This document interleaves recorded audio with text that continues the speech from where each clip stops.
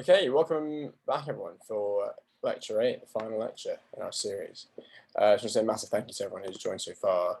We hope you find it useful. For our last lecture, we'll be talking about referrals in ED. So this lecture will particularly be useful if you have a surgical job as an F2, or even if you have an A&E job as an F2, or if you're interested in surgery in general and definitely want to go down that route, then you'll definitely be taking referrals at some point. So we'll have a QR code at the end again for feedback, which is incredibly useful. Shouldn't take more than 2 minutes, and we'll also do questions on the chat. So we can answer them as we go along, or we can do them at the very end, depending on the volume of questions. So we've got Howell doing this lecture. Howell is a committee member on the National Surgical Teaching Society in an education role, and is doing an F3. We'll be doing an F3 in orthopedics come August. So over to you, Howell. Thanks, Cal. I'm Hal. I'm currently an F2 in Reading on ENT, and I had a solid 6 months of gen surge, of acute admissions gen surge in my F1 thanks to COVID. So been through a little bit. So this lecture today is all about the referral, as Cal said.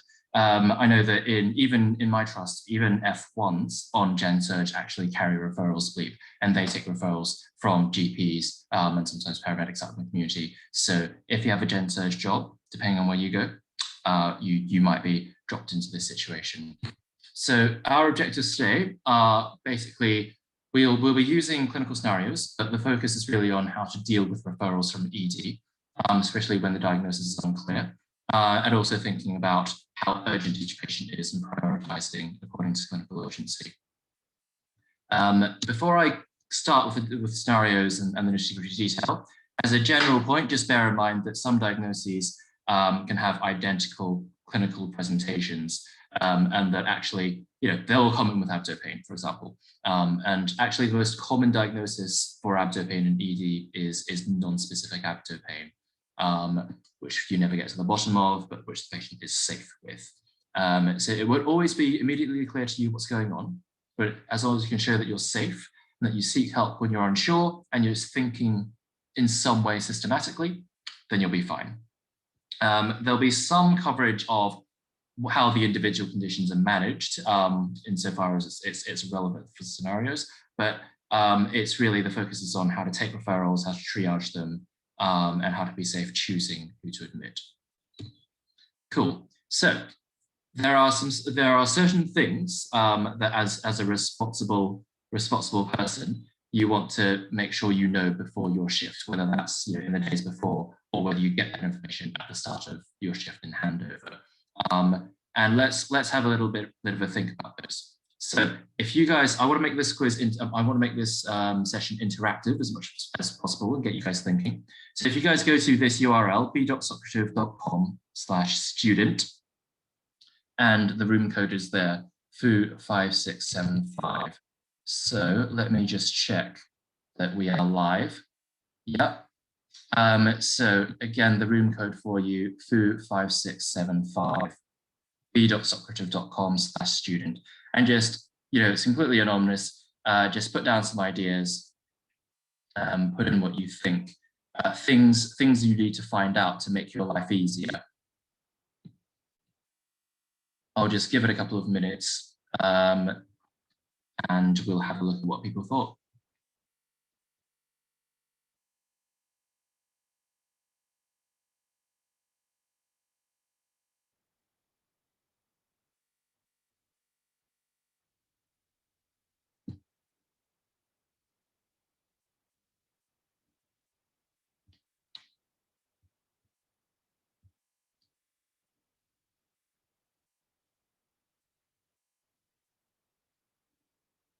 Doesn't have to be comprehensive. Let's just get a few ideas in there. I'll give it a couple more minutes, just a few more answers, and then we can have a look.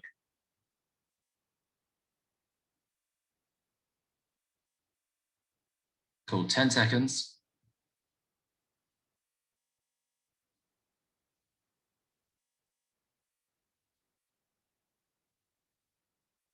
Okay, hit submit now. And what have we got? Who else is on the shift? How many patients you've got, nurse in charge, consultant, what you're covering, who is urgent, where the crash trolley is, yeah, and sickies on the ward. So pretty good ideas coming through here. So what have we got?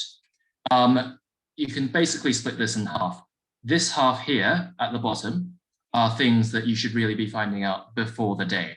So local admission policies. For example, if you get somebody coming in with cholecystitis, obviously you give them antibiotics, but you want to know whether your trust does hot lap choles or whether they all just get antibiotics, go home and come back electively.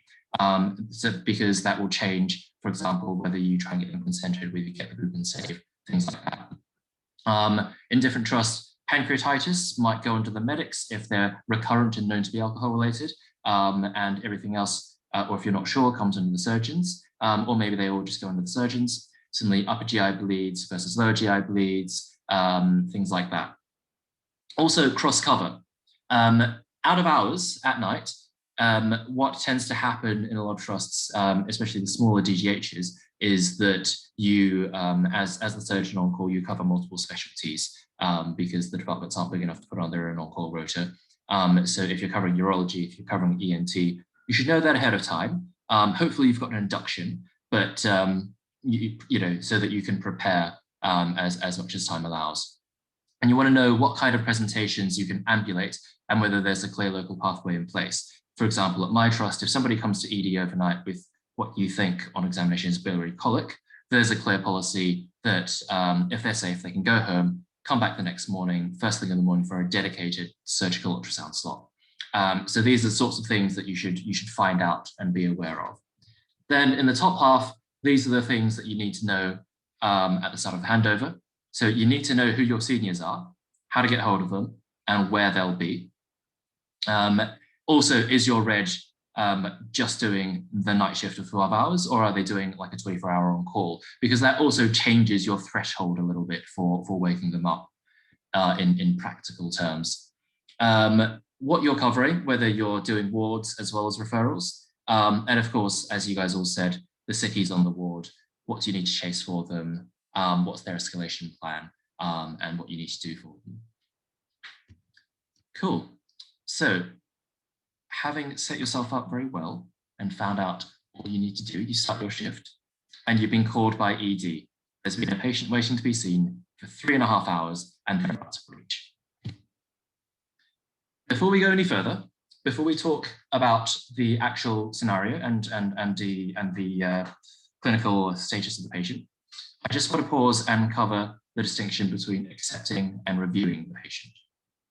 So what is the distinction and why is it important? Okay, let's go back to the quiz. Here we go. 30 seconds, type in what you think about this one. Why do you need to distinguish between accepting and reviewing the patient?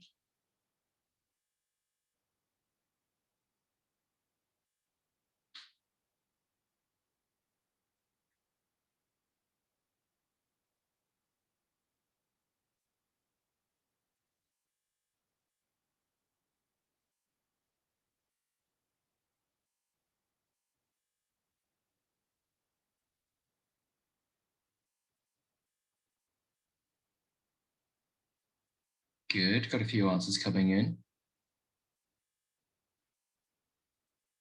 Couple more and then we can move on.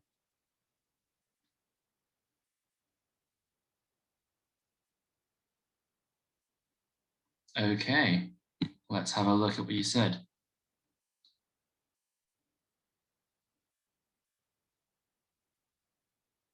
Exactly, it's about the responsibility. So the distinction is, say you've got a patient who's a bit non-specific. They've got a bit of renal angle pain, for example, that's sort of radiating around, or they've got a little bit of bleeding and a little bit of vomiting. There are patients who are ambiguous, and if you accept them, what it means is that they're under you, they're your responsibility, and if it turns out not to be surgical, then it's your job to refer on to the medics or the urologists or whoever else, rather than ED, because ED referrals are a one-way system. Once they're out of ED, they don't go back. So if this is sounding like something that is likely not to be surgical, then you need to make absolutely clear that you will come and review the patient and see if they're surgical and give your input, but that you're not accepting the admission. Having this discussion will also help you understand ED's line of thought, might bring up a different differential that you hadn't initially thought of as well. So there are some unwritten rules with each referral. Most importantly, don't take incomplete referrals where time allows, where urgency allows. So unless it's an emergency, ED's job is to make sure that they've examined the patient, that they've had some bloods, and that they're pending if they've had some appropriate imaging requested, and similar things before you're parking. Don't forget the group and save. Then you want to ask the referrer what they're querying, what they've done so far for the patient, and make sure that they've basically done their bit. In saying that, that sounds a bit adversarial, and yes, it can get that way sometimes, especially when ED is under pressure, trying to offload patients, trying to make sure they don't breach. And ultimately, you sometimes do need to stand your ground, because breaching is not your problem, that's ED's problem. Your job is to your specialty and to give good care to the patient. All that being said, try to maintain a good relationship with ED staff. When you're not busy, when the referral comes in, go see the patient immediately, be nice to them, keep them in the loop, and just generally be polite. Having that good relationship will make your life a lot easier. They'll be more willing to do stuff for you. If you're giving everybody a hard time, eventually somebody will call your consultant. And while you might be right, that is not a good look. And finally, medical legally, if somebody asks you to review the patient, unless it's absolutely clear, like unless it's obviously the wrong system and the wrong specialty, you should go and see them because your medical colleague is not sure and is asking for your expertise. Cool. So we have the first scenario, which is a 34-year-old female who presents with periumbilical pain, and you want you to see and rule out appendicitis.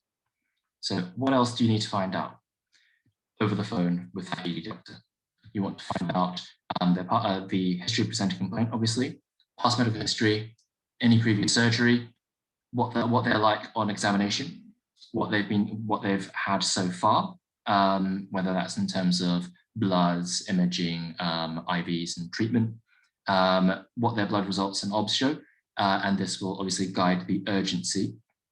So if their bloods are back, the white cells are 20, their CRP's 200, and their lactate's 8, that's a very different picture from somebody who has, a grumbling CRP of 50, white cells are just on the borderline. It tells you how sick the patient is and how fast you should get yourself there. And finally, of course, there's a female patient of childbearing age. You always want to have a pregnancy test. Okay, so a bit more information about this patient. Their abdomen is soft, tender all over, but soft and no signs of peritonism. They've got a low-grade fever, but otherwise not overly septic on their odds. There's some leukocytes but no nitrites on their urine dip. The beta-HCG is negative. And of course, you've already started narrowing down that list of differentials. So you then ask for blood tests, and you've got some mildly raised CRP, as well as lactate. White cells are a bit up, and they've done a chest X-ray for completeness, and that's completely normal. There's no air under the diaphragm, which is quite an uncommon finding anyway, and they've not done anything else at this point. Cool. So you've asked the important questions, you've gone down to ED, and you want to verify what the ED doctor has told you. So you see the patient, and she's got a 2-day history of umbilical pain. She's been feeling generally a bit unwell, they're a bit off their food and drink, a bit lethargic, and a little bit of mild dysuria. Been opening bowels regularly, last time was yesterday, it was normal for them. OBS are over there, as you can see. Well, on examination, A, B, C, I'll let you have a look through. A little bit of voluntary guarding, but otherwise fine. This is their abdomen pain is actually settling with a bit of paracetamol and codeine from ED, and it's much improved from what it was before. So what's next? What to be thinking about your differentials? So let's go back to the quiz and type in your top 3 differentials, or top 5, however many you can think of. Let's have a look. So again, for people who have joined recently, go to b.socrative.com/student, and the room code is here, FU5675.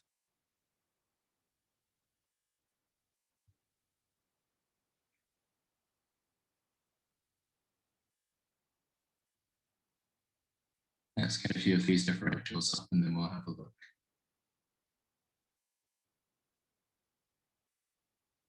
Okay, 30 seconds. Type away.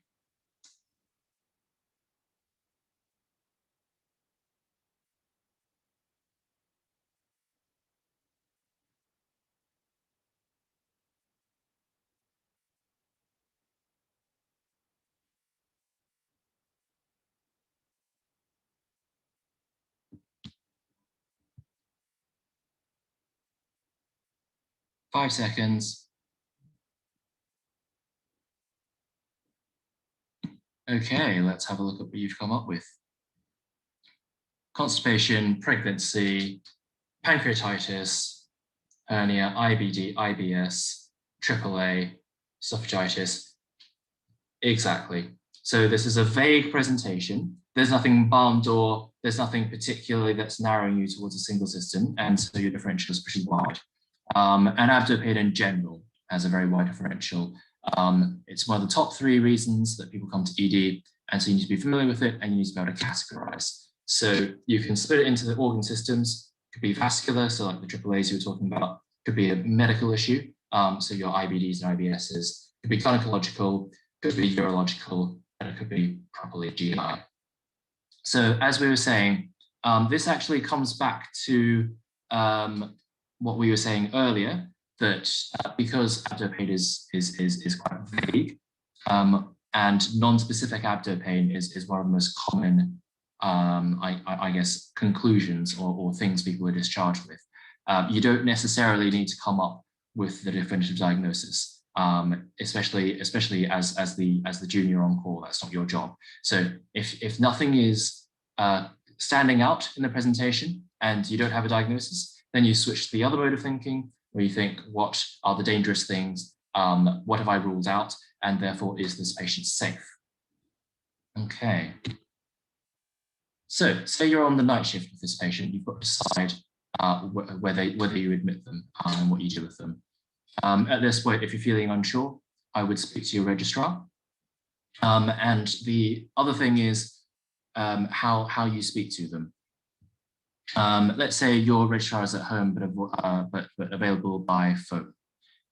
You're thinking this could well be early appendicitis, it could be a UTI, and the patient's pretty stable. So when you call them up, it's best if you don't just say dump the patient information and say, I don't know what to do. If you can take a moment before you phone them and formulate your presentation with a nice orderly history, examination results, and then talk about your differential.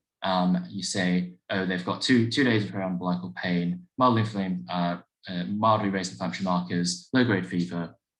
We've given them X, Y, and Z. They've now settled. And then you say, I think we should either admit and observe or ambulate. And I think that given our pathway, we can bring them back tomorrow for a repeat ultrasound. for an ultrasound in the morning and repeat bloods and review. So that's the sort of thing where the registrar can then go, yes, no, and get the conversation over with quickly as possible. They can get back to sleep and they're impressed that you are a switched on junior. And as we said before, if they fulfill certain criteria, then they'll be able to come back to ambulatory care the next day for some imaging and for a senior review in hours. Cool. Next up, we have the next referral from ED, which is a 75-year-old nursing home resident who's been blue lighted with vomiting and abdominal pain. And ED think he's pretty tender, he's pretty surgical, and they're thinking he's obstructed. So over the phone, you're wanting to ask about the clinical findings on examination, wanting to ask about their past medical history, their comorbidities, whether they've had abdominal surgery before, what they've had so far, and the bloods and the OBS. So here are their OBS, saturating 94 on 10 liters, which is not a good sign. A little bit tachycardic, BP's holding. On the VBG, the most important thing you zoom in on is the lactate of 8. The rest of the bloods are not back yet. And there's a bit of localized shadowing along bases on your portable chest X-ray. Oxygen requirement, probably vomited, we know they vomited, probably aspirated while vomiting, and their potassium is a bit low, which is in keeping with that vomiting as well.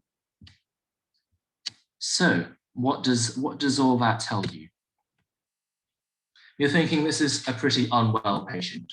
Sounds like they're in some form of bowel obstruction.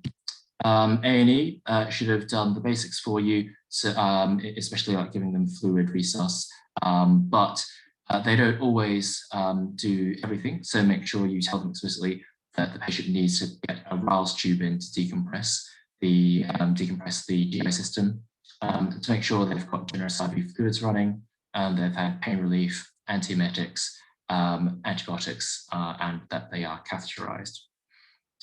You'll also be thinking about what the baseline of the patient is. So they've come in by ambulance and they're obviously confused, so there's not much of a history, but you know that they're a resident home, they're a nursing home resident, and so that gives you an idea of what their level of function is. It puts a ceiling, shall we say, on their level of function. And the reason this is important is not only because your registrar will be asking, but because it dictates how you treat the patient, what they're fit for, because a 75-year-old that is wheelchair bound and has advanced dementia will not do very well with a laparotomy. So at this point, you probably want to give your reg a heads up about the patient and say, look, I've got this patient in resus 3 who I'm about to see, and they've got a lactate of 8, they sound very unwell. And the reg might decide to come in straight away and start making their way into hospital, or they might be happy to be at the end of the phone until we've got a differential diagnosis. Cool. And the last thing about CPOD is that if and when it's decided they need surgery, it's a bit of admin that you need to do to put them onto the list, and we'll come back to that later on.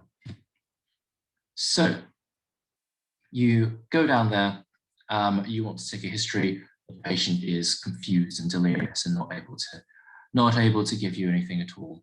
The carer called the ambulance when the patient started vomiting, and they noticed that the abdomen was quite distended. So having a look at these examination findings, you can see their airway's fine, their breathing is compromised, which is in keeping with that chest X-ray. Looking at the OBS, they are looking a bit septic, and you can see that they've got a previous laparotomy scar, they're distended, and they're looking pretty dehydrated. Obviously, because you're thinking about bowel obstruction and you are a very thorough gen surg SHO, you will do a PR, which will reveal an empty rectum. That's fine, still worth doing. If you don't put your finger in it, you'll put your foot in it. You then go over to the computer and have a look at their bloods. and you can see a pretty stonking white cell and good going CRP. And there's one hell of an AKI coming up there. Now that troponin rise, even though the patient didn't complain of chest pain, many times you'll find that ED will have sent off a troponin in triage as it can be used to prognosticate patients. I would obviously have a look at the ECG, but I wouldn't necessarily go down the avenue of a ACS because, as we know, people who are critically unwell can have a seriously elevated troponin as well. In terms of imaging, we've got a CT abdomen, which is requested and on the way. So there's obviously a patient who's pretty unwell, and you need to make sure you've done all those basics that we mentioned before. So the CT comes back and they've got an obstructing cecal cancer with a perforation, which explains what's been going on. What are you thinking? What are the next steps for this patient? And therefore, what should you be thinking about? Let's have a look at what you think. 30 seconds, some quick fire responses, guys.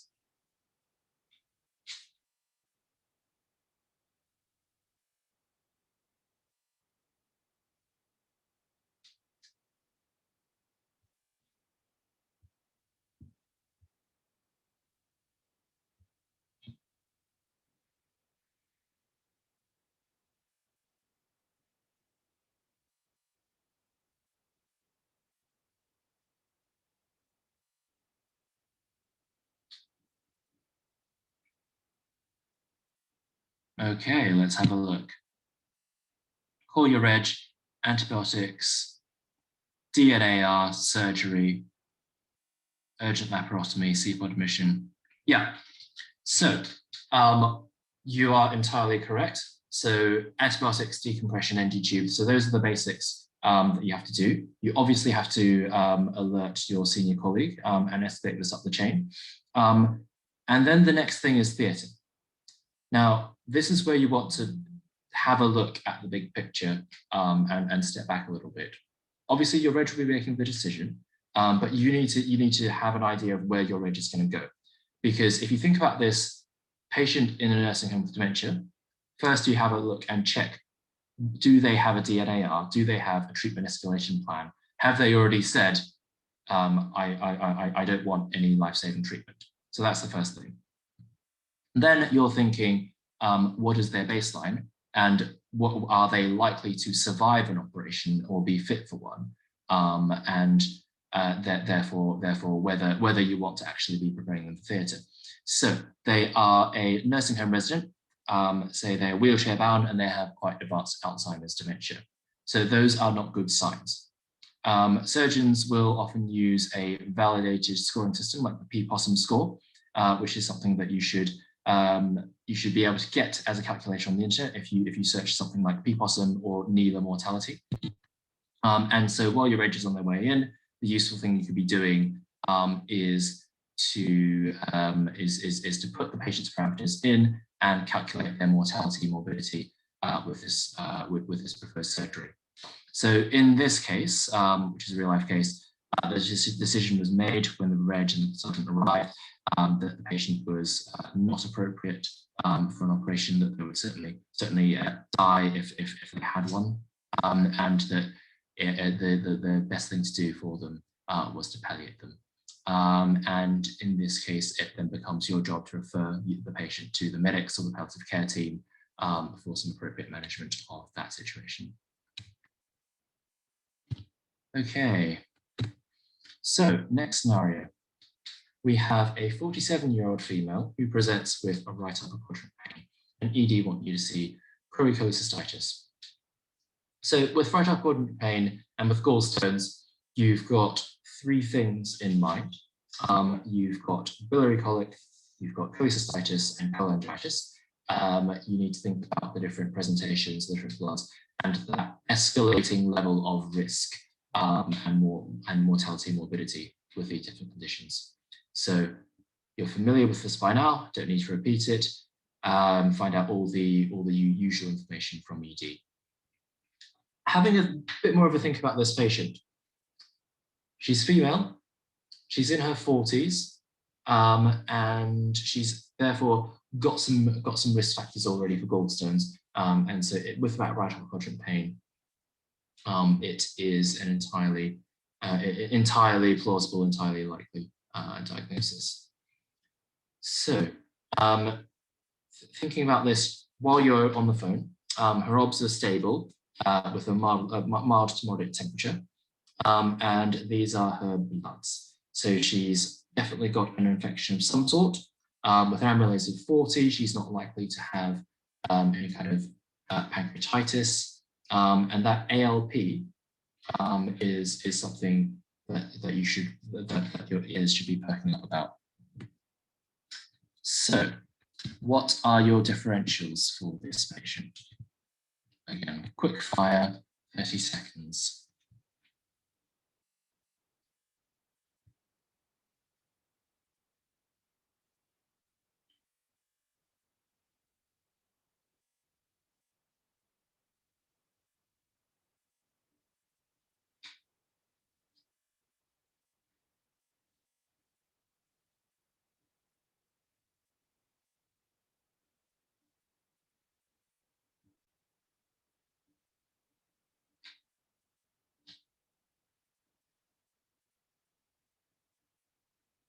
5 seconds.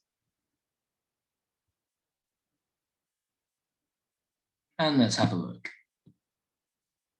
Pancreatitis, cholecystitis, cholangitis. Yeah. So everybody's sort of focusing up on the biliary system, on the liver, and that sort of area, which is entirely reasonable for the reasons we've discussed. But in terms of before you've seen the patient, you want to try and keep your differential broad and keep your mind open, because sometimes what's referred as right upper quadrant pain actually turns out to be flank pain or renal angle pain, could end up being something gynecological, and you need to be thinking about pancreatitis and the bowel as well. Fine. Okay. So when you go and see the patient, she's in significant pain despite IV analgesia. She's had a lot of nausea and vomiting with the pain radiating through to the back. And you can see here, this is a history that's classic for gallstones, isn't it? So on examination, her obs are fine. She's not septic, and she is Murphy's positive. So we're very much thinking it's a biliary pathology. At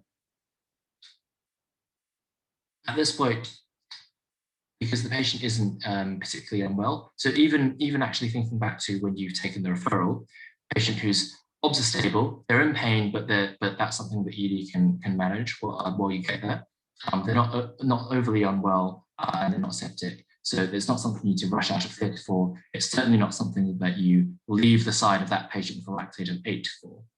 And again, you talk to ED and make sure they're doing the basics, which buys you time to tie up your other jobs and go see the patient. So getting a plain chest x-ray, so even though it wouldn't diagnose a biliary pathology, helps rule out things such as a perforation with free air under the diaphragm, giving them IV fluids, giving them antibiotics, giving them analgesia, making the examination a bit easier.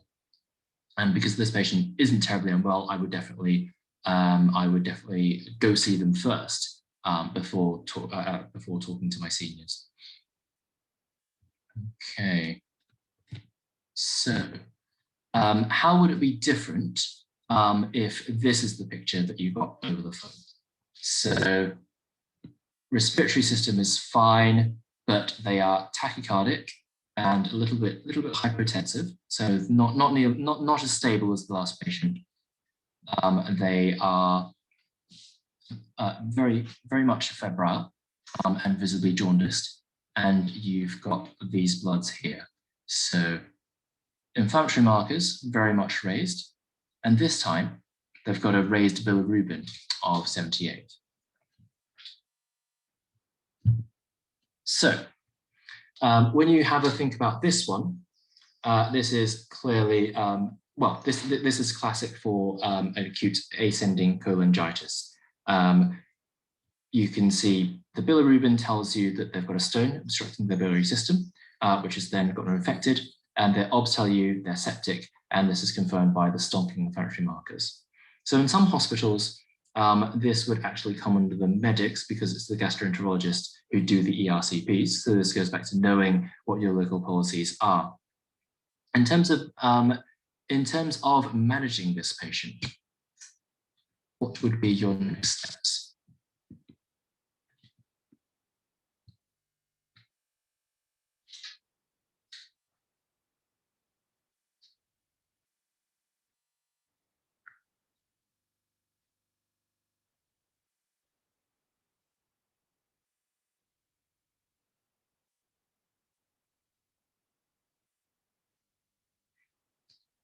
And of course, needless to say, very different from the previous patient, this is somebody you would drop some more jobs and rush to go see. Okay, some good answers coming in very quickly.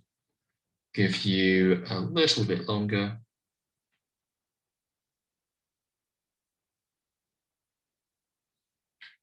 Five seconds. Let's have a look. Blood cultures, sepsis 6, sepsis 6, sepsis 6, very good. And call gastro, exactly. So, sepsis 6, making sure that you do the basics, oxygen, antibiotics, aggressive fluids.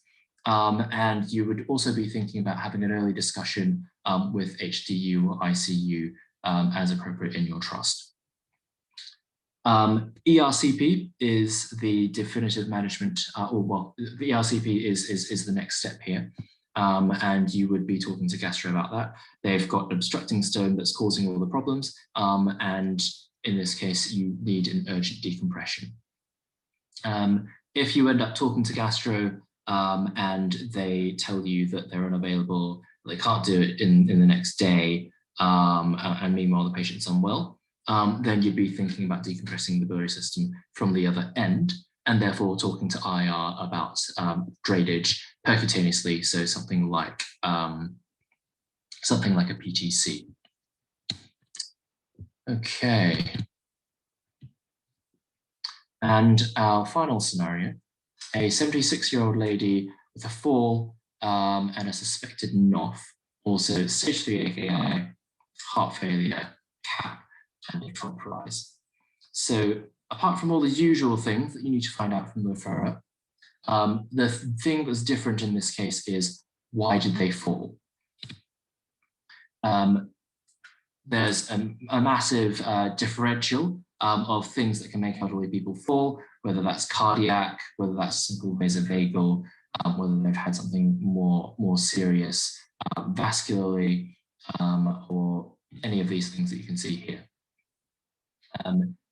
Those are important to pay attention to because you not only need to address the actual fracture, somebody needs to address the reason they fell. And some of these causes of fall, as you can see, would need to be treated before they can actually proceed to have an operation. You don't want to take somebody who's hypoglycemic to theatre and spend all your time teeing them up theatre without realizing that they're suffering a hypoglycemic brain injury. And similarly for a stroke or an ongoing arrhythmia. I won't go into too much detail there, but that's something that you have to be aware of. Okay, so this sort of patient, when you're thinking about going to see them, they might well be very sick, depending on what caused the fall. They will, and you need to make sure that they have the basics done. They'll need 2 views on the X-ray to assess the fracture, AP and lateral, and they need to have sufficient analgesia prescribed.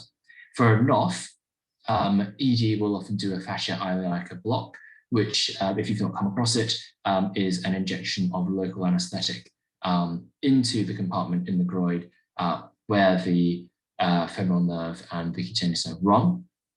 It is very effective. It is part of the quality of the national NOF standards, and it is ED's job to get it done. So don't let them fob that off on you. They'll definitely need to be admitted with a surgical bed. You may have to liaise with the bed manager, and you will definitely have to book them on the CPOD. And actually, a lot of hospitals will have a pro forma for NOFs, which is quite easy to follow. You just go down the checklist, make sure they've had all the investigations necessary so that the anaesthetic review and the operation can go ahead smoothly. Luckily, OrthoGerries is your friend. They have their best practice tariffs. They are very keen to see the patients quickly, and they usually get medical reviews with great care with orthopedics or with surgery. This is really important because these geriatric patients will often have a lot of comorbidities. As we've seen in this scenario, it's actually quite typical, aka heart failure, ACS, also a lot of things going on. So you want to try and get the med-reg to see them in ED if possible, but certainly make sure that they're on the list for an elderly care review, an OrthoGerries review in the morning. About 10% of these patients, because of all their comorbidities, die within a month, and about 1/3 within 12 months. Cool. So that's it for our scenarios and thinking about priorities and taking referrals. Just bearing in mind that people will be on a variety of jobs and that there will be cross coverage in your on-call shifts. We've got a slide about condition-specific questions for referrals, especially for some of your more obscure specialties. Quickly run through them. So if you're on ortho or neuro, people referring Quadrant Pain, these are just things that you need to ask over the phone and make sure that you know about. So their neuro exam, their anal tone, and their post-void bladder scan for Quadrant Pain.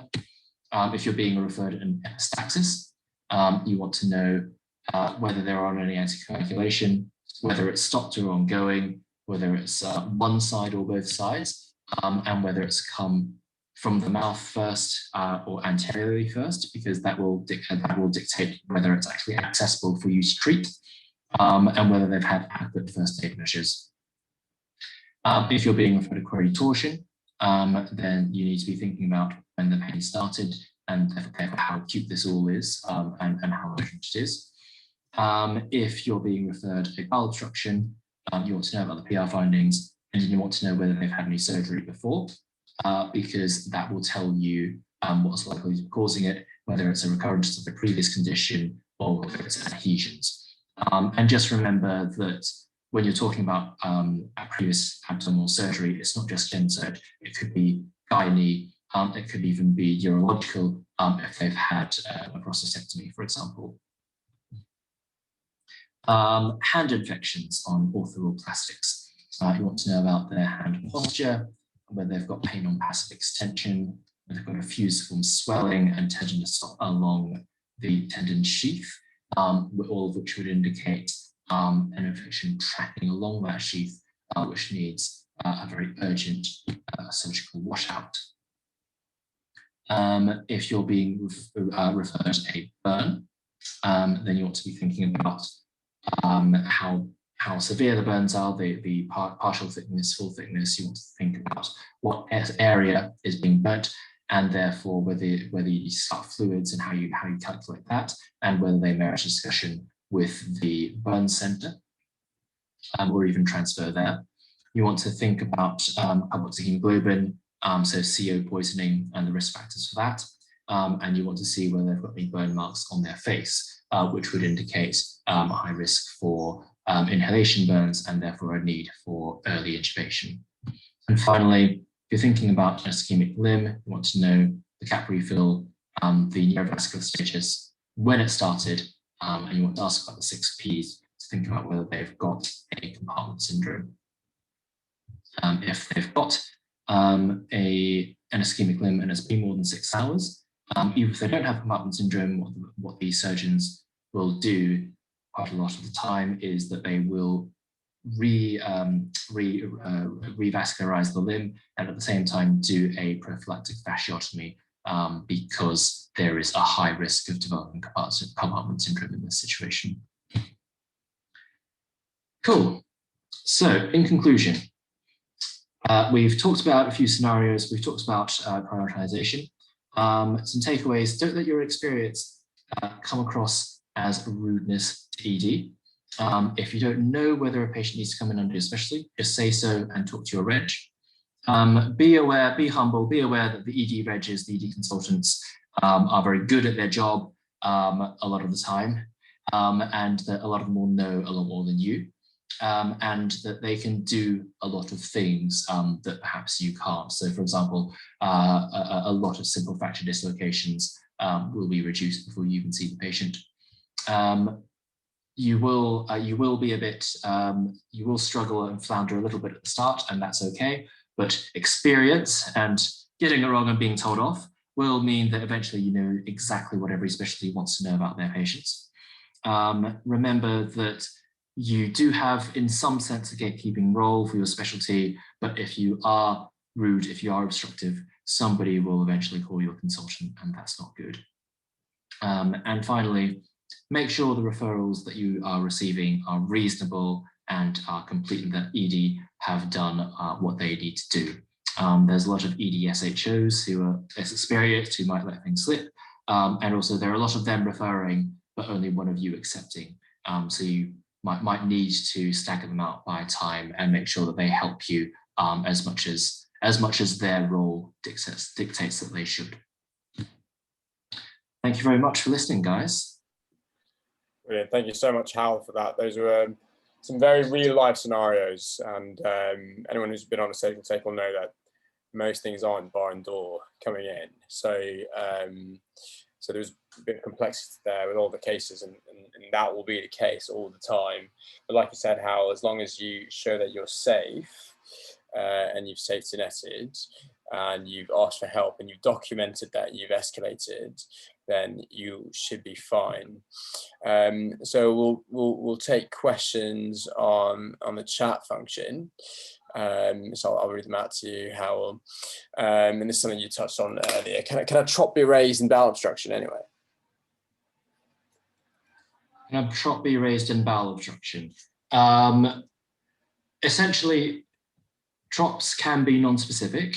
And if the patient is septic, if they're that patient with a lactate fate and unstable obs, then yes, they could have a sort of mild myocardial ischemia, or the inflammation could be triggering it.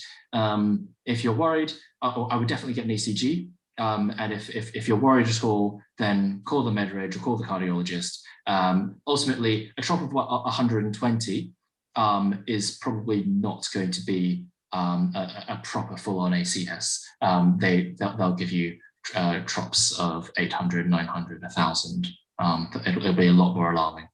Exactly that. It's essentially neither here nor there. And someone who's got an AKI sepsis, they will have a sepsis-driven trop rise. But that is the reality of the referral you will get. You know, they'll have a multitude of things on their blood tests, and it's up to you to make heads or tails of that referral.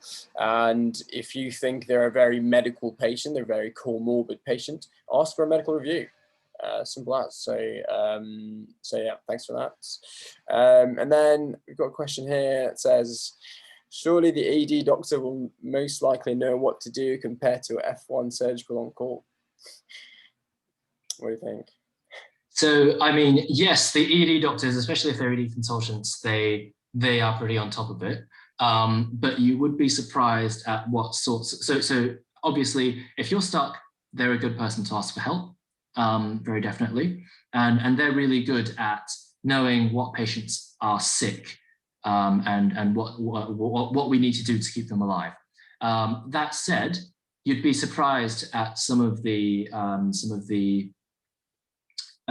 blind spots that ED doctors can have, especially for some of the more obscure specialties. For example, I was on call at one point, the ED reg referred somebody saying they've got a quinsy, you need to come drain it. It's the biggest quinsy I've ever seen. And when we went down there and had a look, there was no quinsy whatsoever, it was just an enlarged tonsil. So they are a port of call, and never disrespect their level of knowledge, but perhaps take what they say with a pinch of salt, especially in the obscure specialties. I'll just caveat that, but by saying you're not always getting referrals from an A&E reg. Most of the time, you're getting a referral from an A&E SHO. The A&E reg will be there to run the department, and it's your job to make sure that they've been given everything. So if you come down and let's say that biliary colic patient you want to see, and they're buckled over in pain, it's going to be impossible to examine them. How can you tell the difference between voluntary, involuntary guarding, when you're inexperienced, it's almost impossible to tell if they're in so much pain. So you can make your life easier by making sure they get appropriate analgesia, so that when you come down, they're calmer, and then you'll be able to tell if their abdomen's soft or not, really. And so yeah, so you just stress that most likely those things will be done. The IV fluids, analgesia, antiemetics, but it won't hurt if you stress that over the phone. We've got a comment in the chat here saying, pretty sure F1s don't even cover surgical referrals.